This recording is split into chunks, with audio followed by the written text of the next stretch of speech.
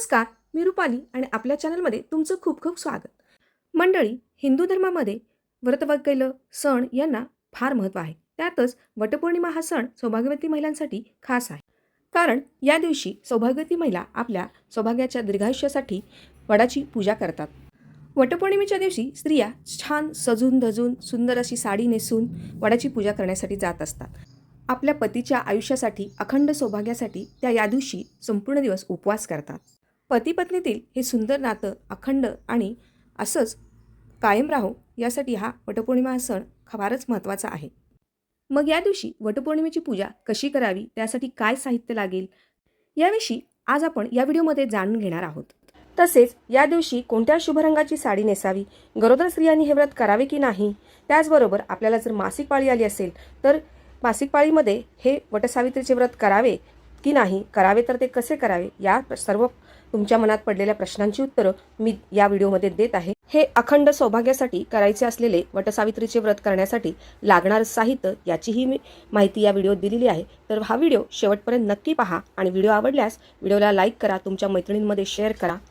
तत्पूर्वी तुम्ही जर चॅनलवर नवीन असाल तर चॅनलला पटकन सबस्क्राईब करा आणि हा व्हिडिओ आवडल्यास आपल्या मैत्रिणींमध्ये नक्की शेअर करा, व्हिडिओला लाईक करा आणि कमेंट करायला विसरू नका. वटपौर्णिमा हा सण दरवर्षी ज्येष्ठ महिन्यातील पौर्णिमेला साजरा केला जातो. 2024 यावर्षी ही ज्येष्ठ महिन्यातील वटपौर्णिमा 21 जून शुक्रवार रोजी आहे. 21 जून रोजी पौर्णिमा सकाळी 7:31 सुरू होऊन ती दुसऱ्या दिवशी 22 जून रोजी शनिवारी 6:37 संपणार आहे. वटसावित्री पूजेची धार्मिक कथा आपल्याला माहीतच आहे. देवी सावित्रीने वडाच्या झाडाखाली आपल्या पतीचेच म्हणजे सत्यवानाची सेवा केली होती आणि ज्येष्ठ पौर्णिमेच्या दिवशी देवी सावित्रीने आपल्या बुद्धिचातुर्याने आणि साधनेने यमदेवांकडून आपल्या पतीचे प्राण परत मिळवले होते. म्हणून या दिवशी विवाहित स्त्रिया आपल्या पतीच्या दीर्घायुष्यासाठी वटसावित्रीचे व्रत करतात. या दिवशी वटवृक्षाची पूजा करतात.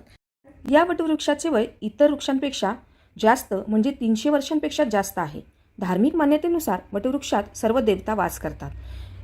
वडाच्या मुळाशी ब्रह्मा, देठात विष्णू आणि डहाळ्यांमध्ये भगवान शंकर वास करतात. या झाडाच्या तळाशी टांगलेल्या फांद्या सावित्री देवीचे प्रतीक मानले जाते. हे वटसावित्रीचे पूजेचे व्रत केल्याने अखंड सौभाग्य प्राप्त होते अशी मान्यता आहे. या दिवशी उपवास केल्याने पतीला दीर्घायुष्य प्राप्त होते. म्हणून स्त्रिया वडाच्या झाडाची पूजा करून उपवास करतात व वटसावित्री व्रत करतात. आता आपण हे वटसावित्री पूजा व्रत कसे करावे याची माहिती जाणून घेऊयात. बऱ्याच स्त्रिया बाहेर जाऊन वडाच्या झाडाला पूजन करून हे वटसावित्रीचे व्रत करतात. पण जॉब करणाऱ्या स्त्रियांना हे शक्य होत नाही. त्यावेळी आपण घरच्या घरी कुंडीतील वडाच्या झाडाची पूजा करू शकतो. जर कुंडी नसेल तर आपण वडाच्या झाडाची पेपरवर चित्र काढूनही त्याची पूजा करू शकतो. पण कृपया वडाच्या झाडाची फांदी तोडून त्याची पूजा करू नका. अशी पूजा सफल होत नाही आणि त्याचबरोबर हे पर्यावरणासाठी हानिकारक आहे. आता ही वटपौर्णिमेची पूजा बाहेर जाऊन किंवा तुम्ही जर ऑफिसला जात असाल तर घरीच कशी करायची याबद्दल आता आपण माहिती करून घेऊयात. यासाठी मी वडाच्या झाडाची कुंडी घेतलेली आहे. पूजेसाठी हळद कुंकू घेतलेला आहे. गणपतीची प्रतिमा म्हणून सुपारी घेतलेली आहे. विड्याची पानं घेतलेली आहे. वस्त्रमाळ घेतलेली आहे आणि आरती करण्यासाठी निरांजन घेतलेलं आहे.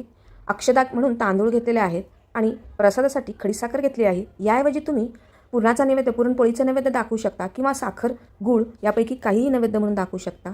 पाणी घेतलेलं आहे. फुलं घेतलेली आहेत. त्याऐवजी तुम्ही हारही घेऊ शकता. आणि इथे मी सतीचं वाण घेतलेलं आहे, ज्याच्यामध्ये काळे मणी, आरसा, बांगड्या आणि फणी असं साहित्य आहे. त्याचबरोबर ओटीचं साहित्य घेतलेलं आहे, ज्याच्यात खोबरं, खारीक, हळकुंड, बदाम, सुपारी आणि तांदूळ घेतलेले आहेत. सुती दोऱ्याचा उंडा घेतलेला आहे. सावित्री देवीची ओटी भरण्यासाठी लाल रंगाचा ब्लाऊज पीस घेतलेला आहे. तुमच्याकडे लाल रंगाचा ब्लाऊज पीस नसेल तर तुम्ही हिरवा, पिवळा रंगाचा ब्लाऊज पीस वापरू शकता किंवा इतरही चालेल. त्याचबरोबर इथे मी उदबत्ती घेतलेली आहे आणि 5 सवाष्णींची ओटी भरण्यासाठी गहू घेतलेले आहेत आणि 5 प्रकारची फळे किंवा केळी किंवा या हंगामात मिळणारी आंबे मी ओटी भरण्यासाठी घेतलेले आहेत.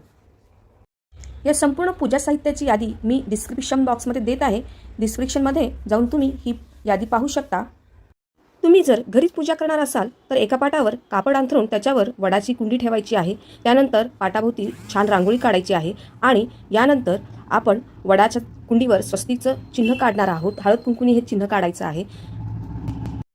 आता तुम्ही जर बाहेर जाऊन पूजा करणार असाल तर ही जी आपण रांगोळी किंवा पाटावर कुंडी ठेवलेली आहे ही कृती करायची नाही आहे, तर डायरेक्ट आपण पूजेची सुरुवात गणपती पूजनाने करायची आहे. त्यासाठी मी थोड्या अक्षता ठेवून त्यावर सुपारी ठेवलेली आहे. गणपतीची प्रतिमा म्हणून त्याला हळद कुंकू लावून घ्यायचं आहे. उपलब्ध असेल तर लाल रंगाचे फूल व्हायचे आहे, अक्षता व्हायच्या आहेत. यानंतर आपण सावित्री देवीची पूजा करणार आहोत. त्यासाठी मी 2 विड्याची पाने ठेवली आहेत आणि त्याच्यावर सावित्री देवीची प्रतिमा म्हणून एक सुपारी ठेवलेली आहे. तिलाही हळद कुंकू लावून घ्यायचे आहे. यानंतर अक्षता व्हायच्या आहेत आणि फुले व्हायची आहेत. यानंतर सावित्री देवीची ओटी भरण्यासाठी लाल रंगाचा ब्लाऊज पीस घेतला आहे. त्यावर ओटीचं साहित्य ठेवायचं आहे. सतीचं वाण ठेवायचं आहे. हा ब्लाऊज पीस पाटाच्या एका बाजूला ठेवायचा आहे. ओटीचे गहू ठेवायचे आहेत.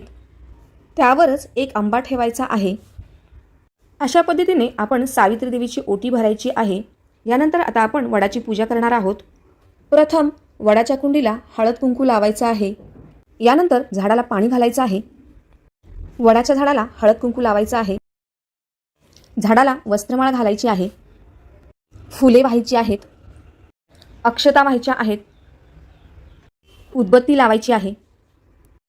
यानंतर मी खडीसाखरेचा प्रसाद ठेवलेला आहे. याऐवजी तुम्ही पुरणपोळीचा नैवेद्यही ठेवू शकता किंवा गूळ साखरही ठेवू शकता किंवा एखादी मिठाई वापरू शकता.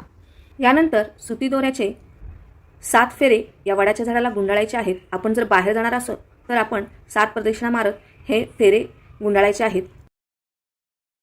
7 फेरे झाल्यानंतर त्याचं शेवटचं टोक या फेऱ्यांमध्येच गुंतवायचं आहे. निरंजनाने आरती करायची आहे. काहींकडे वडाच्या झाडाखाली मिळणारी 5 खडे यांची पूजा केली जाते. प्रत्येकाकडे वेगळी पद्धत असू शकते. आपल्या पद्धतीप्रमाणे पूजा करायची आहे. यानंतर वडाला नमस्कार करून मनोभावे प्रार्थना करायची आहे. आपल्या पतीच्या दीर्घायुष्यासाठी, सौभाग्यासाठी आणि घरातील सर्वांसाठी आरोग्य समृद्धीसाठी प्रार्थना करायची आहे. या दिवशी उपवास करायचा आहे. यानंतर 5 सवाष्णींची हळदी कुंकू लावून फळे व गहूने ओटी भरायची आहे.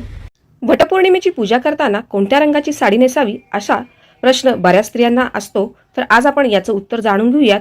जर तुम्ही नवविवाहित असाल तर शक्यतो आपल्या लग्नातला शालूच या वटपौर्णिमेच्या पूजेसाठी नेसा. पूजेसाठी नवीन साडीच असावी असा कुठलाही अर्थाच नसावा आणि असे नियमही नाहीत. तुम्ही शक्यतो जी सुतकात किंवा आपल्या मासिक पाळीत वापरलेली नाही अशी कोणतीही साडी नेसू शकता. ती कोणत्याही अशा खास रंगाची असावी असाही कुठेही नियम नाही. शक्यतो आपण शुभ कार्यासाठी लाल, हिरवा, पिवळा, निळा, गुलाबी अशा रंगाच्या साड्या वापरतो. तशाच साड्या आपण या दिवशी नेसायच्या आहेत. शक्यतो या साड्या काठापदराच्याच असाव्यात याची काळजी घ्यावी. ज्याप्रमाणे आपण संक्रांत सोडली तर कुठल्याही शुभ कार्यासाठी किंवा सणासाठी काळा रंगाची साडी वापरत नाही, त्याचप्रमाणे काळ्या रंगाच्या छटा किंवा काळा रंग असलेली साडी या दिवशी नेसायची नाही. आणि त्याचबरोबर पूर्णपणे पांढऱ्या रंगाची असलेली साडीही आपण या दिवशी परिधान करायची नाही. कारण आपल्याकडे विधवा झाल्यानंतर या पांढऱ्या साड्या वापरल्या जातात. त्यामुळे पांढऱ्या रंगाची साडी वापरायची नाही. त्याच्यावर जर इतर रंगांच्या छटा असतील तर तुम्ही अशी साडी नेसू शकता. तर अशा कोणत्याही लाल, पिवळ्या, हिरव्या, निळ्या, गुलाबी अशा नारंगी अशा कुठल्याही रंगाची तुम्ही साडी परिधान करू शकता. त्याचबरोबर या दिवशी या साड्यांना साजेल अशाच बांगड्या घालाव्यात. शक्यतो हिरव्या रंगाच्या बांगड्या घालाव्यात. कारण हिंदू संस्कृतीत हिरवा चुडा हा सौभाग्याचं प्रतीक मानलं जातं. लग्नामध्ये आपण किमती शालू नेसला आणि भरपूर असे भरजरी असे बारीक किमतीचे दागिने घातले तरी बांगड्या हा हिरवा चुडाच असतो आणि तो शक्यतो काचेचाच असतो. यामुळे वटपौर्णिमेच्या दिवशी पूजेला हिरव्या रंगाच्या काचेच्या बांगड्या घाला. यानंतर गर्भवती स्त्रियांनी ही वटपौर्णिमेची पूजा करावी का नाही, केली तर ती कशी करावी याबद्दल आपण आता माहिती घेऊयात. गर्भवती स्त्रिया या वटपौर्णिमेची पूजा करू शकतात, पण जो आपण उपवास करतो तो कडक अजिबात करू नये. कारण या दिवसात आपल्याला अन्न पोषणाची जास्त गरज असते. त्यामुळं हा उपवास करताना सतत काहीतरी फळे, लिक्विड पोटात जाईल याची काळजी घ्यावी. आता महत्त्वाचा प्रश्न, मासिक पाळी असेल तर वडाची पूजा करावी किंवा नाही. तर आपल्याला जर वटपौर्णिमेच्या दिवशी पूजा करायच्या दिवशी 4था दिवस असेल आणि आपण केस धुणार असेल तर तुम्ही वडाची पूजा करू शकतो. पण काही जणांच्या देवाची पूजा केली जात नाही तर त्यांनी या दिवशी आपल्या घराच्या प्रथेनुसार पूजा करू नये. यानंतर जर तुमचा 3रा, 2रा किंवा पहिला दिवस असेल तर वडाची पूजा करू नये, परंतु उपवास करावा. 2024 यावर्षी वटपौर्णिमा 21 जून रोजी आहे आणि या दिवशी जर तुमचा 4था दिवस असेल तर केस धुवून तुम्ही ही वटपौर्णिमेची पूजा करू शकता. वटपौर्णिमा विशेष व्हिडिओ तुम्हाला कसा वाटला हे कमेंट करून मला नक्की सांगा आणि हा व्हिडिओ आपल्या मैत्रिणींमध्ये शेअर करा, म्हणजे त्यांच्याही प्रश्नांची उत्तरे त्यांना मिळतील. आणि हा व्हिडिओ लाईक करा. व्हिडिओ पाहिल्याबद्दल धन्यवाद. सर्वांना वटपौर्णिमेच्या हार्दिक शुभेच्छा. त्याचबरोबर सर्वांचे सौभाग्य अखंड राहो हीच ईश्वरापुढे प्रार्थना. धन्यवाद.